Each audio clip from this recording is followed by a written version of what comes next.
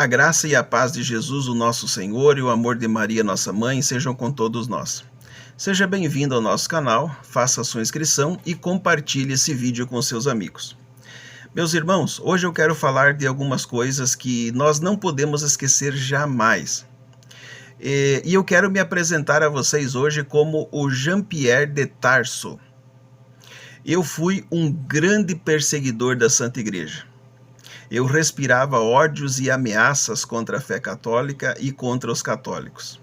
Escrevi livros denegrindo, rebaixando, zombando da fé católica.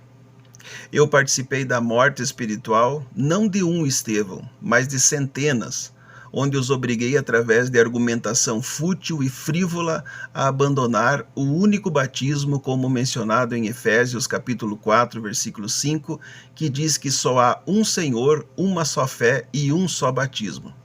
Assim eu andava de sinagoga em sinagoga procurando por católicos para fazê-los renunciar à sua fé, renunciar ao seu batismo e para mergulhá-los em piscinas, rios e córregos, onde essas pessoas renunciavam, rejeitavam, renegavam a fé que haviam recebido dos seus pais e da Igreja Católica. Assim eu assisti e consenti com a morte espiritual de dezenas de pessoas. Destruí e fiz migalhas, fiz pó de inúmeras imagens de santos católicos que eu recolhia das casas dos católicos, dizendo que eram apenas demônios que estavam amaldiçoando as suas famílias. Andando de sinagoga em sinagoga, usando inclusive um mapa, entre aspas, eu convencia as pessoas pelo meu poder de persuasão de que a Igreja Católica era a meretriz descrita em Apocalipse capítulo 17, que aparecia adornada de pedras preciosas, de nomes de blasfêmia, sentada sobre uma besta de cor escarlate, embriagada com o sangue dos santos, com a qual se prostituíram os reis da terra e com uma taça de abominação nas suas mãos. Eu ensinava isso através de um pano, todo pintado pela minha mãe, dizendo que o Papa era a besta, mencionada em Apocalipse capítulo 13, que tinha 7 cabeças e 10 chifres, que comandava a grande meretriz. Eu tinha para essas argumentações um arsenal de material distorcido, camisas de força teológicas, coisas monstruosas sem a menor fundamentação histórica e sem a menor fundamentação teológica, muito menos bíblica. Muitas pessoas foram enredadas pelas minhas artimanhas malignas, o que eu não fazia por mal, mas eu era ensinado e incentivado por homens sem escrúpulos a agir dessa forma.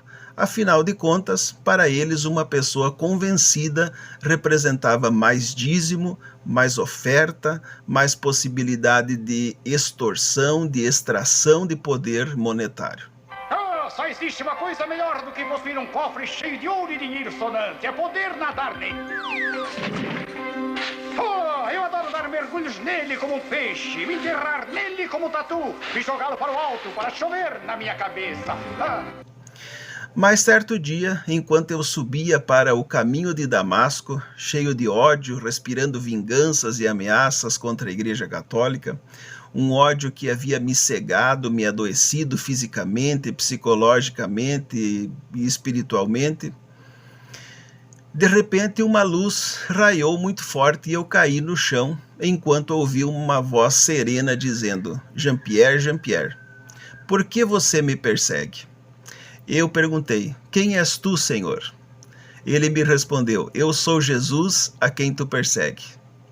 Levante-se e entre na cidade, alguém lhe dirá o que deves fazer. Fiquei cego, escamas cresceram sobre os meus olhos e eu fui levado então para a cidade. Jesus enviou para mim a sua própria mãe, Nossa Senhora de Fátima, para remover essas escamas dos meus olhos e para me dizer duas coisas muito importantes numa visão completamente extraordinária e inexplicável aos homens carnais, ou seja, aos protestantes, aos quais falta discernimento, visão espiritual, compreensão bíblica. Pois, infelizmente, eles só pensam em dinheiro, lucros, money, la plata.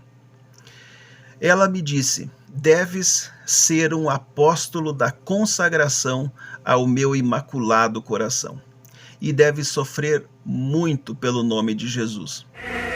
Vocês desejam se oferecer a Deus e suportar todo o sofrimento que Ele possa mandar para vocês, para ajudar a expiar os pecados pelos quais Ele é ofendido e pedir pela conversão dos pecadores? Queremos. Queremos, sim.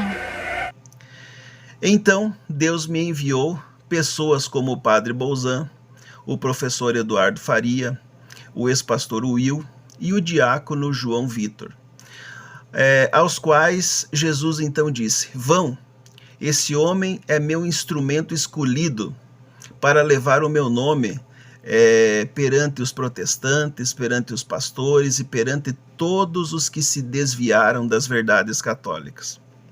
Assim esses irmãos oraram por mim, e as escamas da mentira protestante caíram dos meus olhos, e eu voltei a ser cheio do Espírito Santo, não mais do espírito da mentira, do espírito da decadência, do espírito do descaminho, do espírito do desvio espiritual protestante. Logo, o Jean-Pierre Saulo começou a pregar na internet, como diz Atos dos Apóstolos, capítulo 19, versículo 21. Todos os que o ouviam ficavam perplexos e perguntavam: não é ele o homem que procurava destruir em Jerusalém aqueles que invocam esse nome? E assim como em Atos capítulo 19, versículo 22, o Jean-Pierre Saulo se fortalecia e confundia os protestantes que viviam em Damasco, demonstrando que realmente Jesus Cristo é. Mas eu estou preparado, meus irmãos, pois o versículo 23 diz que Jean-Pierre Saulo começou a incomodar tanto que os protestantes decidiram em comum acordo matá-lo. É claro que essa morte não é física, né? Mas é o assassinato da reputação, da honra, do nome. Ainda bem que eu conheço profundamente do que eles são capazes. Eu já assisti o assassinato de muitas reputações. Mas nós não devemos temer. A nossa Santa Igreja Católica foi fundada pelo próprio Senhor Jesus Cristo, quando disse a São Pedro: sobre esta pedra edificarei a minha igreja, e as portas do inferno não prevalecerão contra ela. Te darei as chaves do reino dos céus, e tudo que ligares na terra será ligado no céu, e tudo que desligares na terra será desligado no céu. Meus irmãos, a Igreja Católica Apostólica Romana é a maior igreja do mundo, com mais de 1.360 bilhão de seguidores batizados, e a cada ano a Santa Igreja batiza cerca de 22 milhões de pessoas, o mesmo número de assembleianos no Brasil, depois de 100 anos, né? Ela é a única e a maior e mais antiga instituição internacional do mundo em contínuo funcionamento. Desde os dias dos apóstolos até hoje, desenvolveu um proeminente papel tanto na história do desenvolvimento da civilização ocidental, o que nenhuma outra instituição cristã, entre aspas, é capaz de fazer. As crenças e doutrinas da nossa igreja estão baseadas na Bíblia, a palavra de Deus, e no credo niceno, o mais antigo credo realizado em concílio no mundo. Os protestantes nem sabem o que é isso. Se perguntar para eles, vão pensar que é uma marca de margarina para passar no pão. Que é aquele burrinho estranho ali? É o Sven. E a Rena quem é? A igreja é una, católica e apostólica, fundada por Jesus Cristo em sua grande comissão, onde seus bispos, sucessores dos apóstolos, são enviados ao mundo a pregar a única verdade cristã. E São Pedro, eleito pelo próprio Senhor Jesus para ser o seu sucessor. A única igreja que pratica a fé original dos apóstolos e a única que tem uma linha contínua de sucessores que preserva a infalibilidade da fé cristã original transmitida pelas Sagradas Escrituras e pela tradição sagrada. A nossa igreja é riquíssima espiritualmente, meus irmãos. pois possui 23 igrejas católicas orientais, institutos e ordens mendicantes, ordens monásticas e terceiras ordens que refletem uma variedade maravilhosa de ênfases teológicas e espirituais. Dos 7 sacramentos administrados pela Igreja Católica, o principal deles é a Eucaristia, o que nenhuma igreja rebelde possui. E, na verdade, nem poderia possuir, já que estão separados da videira. Jesus disse claramente em São João, capítulo 15, versículo 6, se alguém não permanecer em mim, será como o ramo que é jogado fora e seca. Tais ramos são apanhados e lançados ao fogo e queimados. Jesus vivo, ressuscitado em corpo, alma e espírito na Eucaristia, só pode ser encontrado na Santa Igreja Católica. O resto é que suco de uva ou de groselha em um jarro de 2 litros e um pão cacetinho, como se diz aqui no sul da padaria da esquina. A Eucaristia é o ponto central da Santa Missa Católica, onde liturgicamente a Igreja, em estado de graça com o Salvador, participa da renovação do mesmo sacrifício oferecido por Jesus Cristo no Calvário. Isso é simplesmente extraordinário. Como diria o nosso querido Padre Paulo Ricardo, você pode entrar em qualquer templo protestante, dos mais grandes e ornamentados, você vai encontrar paredes frias e sem vida e uma igreja morta, tal como a grande meretriz religiosa do Apocalipse 17, que se enfeita de púrpura e de pedras preciosas para esconder o que ela não tem. Mas se você visitar a menor capelinha católica, lá você encontrará o Cristo vivo ressuscitado na Eucaristia. Somente nós católicos temos a intercessão da nossa querida Mãe Celestial, a sempre Virgem Maria, que intercede a Jesus, seu Filho, em favor de cada um de nós, homenageada com dogmas e devoções, coisas que a cegueira espiritual que os coitados dos nossos amigos protestantes lamentavelmente nunca serão capazes de perceber essa beleza bíblica. Sem dizer que a Igreja Católica é a maior provedora de educação, de saúde e de cidadania, de caridade do mundo. As demais instituições nem se aproximam do trabalho incansável feito pela Santa Igreja. O termo católico vem do grego católicos, usado pela primeira vez para esclarecer a igreja do início do século 1300 anos antes de surgir a primeira igreja protestante. Depois o termo foi usado por Santo Inácio de Antioquia no ano 110, Catholic Ecclesia, portanto 1390 anos antes da primeira deformação dos protestantes. Já a noção católica se enraizou definitivamente em 380, quando Teodósio I, o último imperador que governou as metades orientais e ocidentais do Império Romano, estabeleceu a Igreja Católica como religião estatal de todo o Império. No século XVI, os orgulhosos, soberbos, desavergonhados resolveram dizer que depois de todos esses anos de igreja, a igreja estava simplesmente errada e que eles haviam descoberto a verdade com a Bíblia que a própria Igreja Católica deu a eles e ensinou eles a estudar, a amar e praticar. Como serpentes na seara do Senhor, resolveram fazer uma igreja de acordo com as suas vontades mesquinhas, avarentas, somíticas, porcas, imundas, sujas, traiçoeiras, e assim, para a vergonha da cristandade, fundaram sobre o grande ébrio e apreciador de cerveja Martim Lutero, que dizia: toda vez que eu solto um peido aqui em Wittenberg, o Papa cheira em Roma, que dizia que os judeus deviam ser eliminados da nação alemã, mas que antes disso todos os seus bens deveriam ser confiscados pelo Estado e para a Igreja, o que acabou acontecendo na Segunda Guerra Mundial.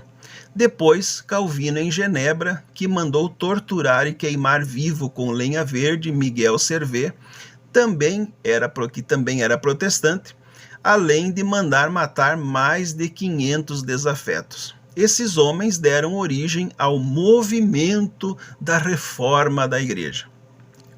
O Papa, Santo Padre, líder da Igreja e representante visível dela, é eleito após a morte de seu antecessor ou pela renúncia deste pelos membros de um colégio de cardeais com menos de 80 anos de idade que atuam como um colégio eleitoral, reunidos em um conclave eleitoral, reunidos em oração para um conclave papal para eleger um sucessor.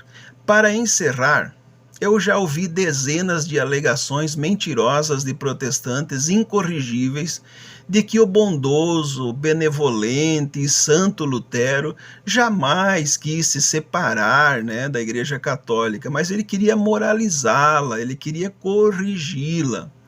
Então eu tomei emprestado do meu amigo Eduardo Faria algo que eu achei fantástico e gostaria de compartilhar com vocês, lhe dando, é claro, todo o crédito pela maravilhosa catequese.